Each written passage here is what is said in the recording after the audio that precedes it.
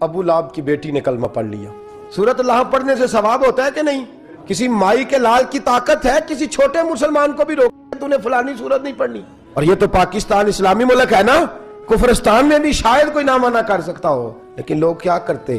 ابو لہب کی بیٹی گزرتی تو لوگ سورۃ لہب کی تلاوت کرتے. میرے حبیب کی بارگاہ میں آ کے روئی، کہنے لگی سونیا وہ کافر تھا یا مسلم، میرا تو باپ تھا نا.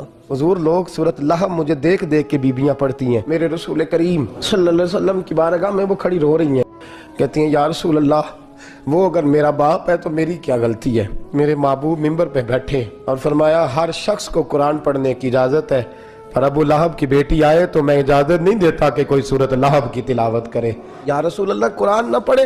فرمایا قرآن کا معاملہ نہیں ہے، ایک شخص کی عزت کا معاملہ ہے، کسی پہ ٹھٹھا نہ کر، کسی کا مذاق نہ اڑا. اللہ کریم کی لاٹھی بے آواز ہے، کہیں تیرے پہ برس نہ جائے.